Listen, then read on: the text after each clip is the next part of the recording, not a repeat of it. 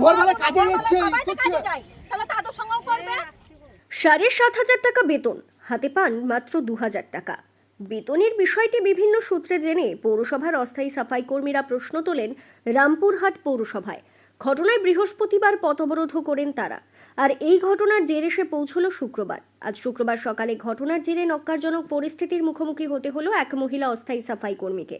যে ঘটনায় রামপুরহাট থানা এলাকায় প্রাক্তন তৃণমূল কাউন্সিলর আব্বাস হোসেনের বিরুদ্ধে অভিযোগ দায়ের করা হয়। রামপুরহাট পৌরসভার 4 নম্বর ওয়ার্ডের অস্থায়ী মহিলা সাফাই কর্মী রুমা হাজরা এদিন পৌরসভা থেকে যখন ফিরছিলেন সেই সময় প্রাক্তন কাউন্সিলর আব্বাস হোসেন ডাকবাংলো মোড়ে তার পথ আটকায় এবং তাকে হুমকি দেয়। অশ্রাব্য ভাষায় কথা বলার পাশাপাশি বাস দিয়ে দেব এমন হুমকি দেওয়া হয়। এমন ঘটনার পরই ক্ষোভে ফেটে পড়েন অন্যান্য সাফাই কর্মী থেকে এলাকার মানুষজন। এই ঘটনায় অভিযোগকারী অস্থায়ী মহিলা সাফাই কর্মী রুমা হাজরা জানিয়েছেন ওই তৃণমূল প্রাক্তন কাউন্সিলরের বিরুদ্ধে ব্যবস্থা গ্রহণ না করা হলে তারা এলাকায় কাজ বন্ধ রাখবেন। ওই কালকের ঘটনাটা যা হয়েছে, এদের ও বলতে আমাকে মানে নোংরা ভাষায় আমাকে রাস্তার মধ্যে, আমি আজকে হাজিরি করে আসছিলাম, হাজিরি করে এসে আমাকে ডাকবাংলা মোড়ে ধরেছে, ধরে নিয়ে নোংরা ভাষায় বুকে সটিয়ে বলছে বাঁশ দিয়ে দেবো, তাই বলে এমনি করে নোংরা ভাষায়।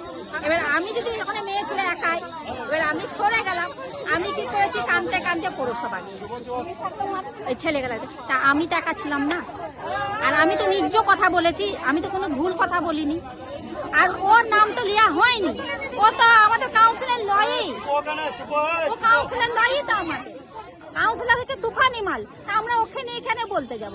আর যার বিষয় বলেছি আমরা চেয়ারম্যানকে বলেছি যে আমাদের মাইনাটা 2,000 7,500 বলছে, তো 2,000 আমরা হাতে মাইনা পাই, তাহলে 5,500 মাইনাটা কোথায় গেল?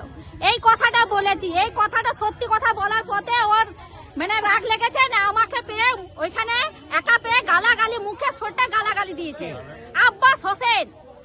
এখন চাইছি ওর শাস্তি, যতক্ষণ না ওকে তোলা হবে ততক্ষণ আমরা বলতে নাই কাজ হবে না, আর বাড়িয়ে যাবে, ওকে তুলবে তবে আমরা সব কাজ হবে।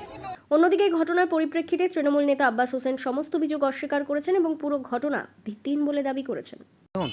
সম্পূর্ণ ভিত্তিহীন। আমি আমার রাজনীতি জীবনে আমি কোনোদিন কাউকে মিথ্যা কথা বলি না, মিথ্যা কোনোদিন ঢাকা থাকে না, সত্য সত্যই আসে। ওই মেয়েটি আমার ওয়ার্ডেই কাজ করে, এই 3 মাস আগে আমি কাজ দিয়েছি। পৌরসভা আর শাশুড়ি কাজ করতো, রিটায়ার হয়ে গেছে, রিটায়ার পর আমাদের কাছে এসেছিলো, আমরা কাজ দিয়েছি। আমার যার সঙ্গে সম্পর্ক ভালো পারিবারিক মতো, তাদেরকে আমার অধিকার আছে। কি অধিকার? ঠেট দিও নাই। তাকে বলে হ্যাঁ গো, তোমাদের পৌরসভা মায়না তো 7,500 লয়, মেয়েদের 1981 টাকা, তা তোমাকে বললো তুমি বল দিলা, আর বুঝে শুনে বলতে হয় খেপি, বাস এইটা জাস্ট কথা। এইটা আমার অধিকার নাই, এটা আমার অধিকার আছে, আমি কাউন্সিলর, অধিকার আছে। খারাপ কথা কিছু বলিনি। আর যদি আমি খারাপ কথা বলে থাকি রুমা হাজরাকে, আমি তাহলে ক্ষমা চেয়ে নেব ওর কাছে। আর পৌরসভা আমি দীর্ঘদিন চালিয়েছি, কোনোদিন সঙ্গে কারোর সঙ্গে খারাপ ব্যবহার। কাউন্সিলর আছেন? আমি এক্স কাউন্সিলর।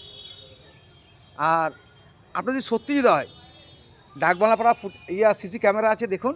যদি প্রকৃতি আমি যদি আসামি হয়, প্রশাসন যে শাস্তি দিবে সে শাস্তি আমি মাথা পেতে নেব, আমার বিশ্বাস। 1 নম্বর। দ্বিতীয় নম্বর হচ্ছে, আমি সঙ্গে আমাকে পৌরসভা খুব গালাগালি করেছে, আমি প্রশাসনের কাছে যেতাম, গেলাম না, আমি বাড়াই না ঝামেলা।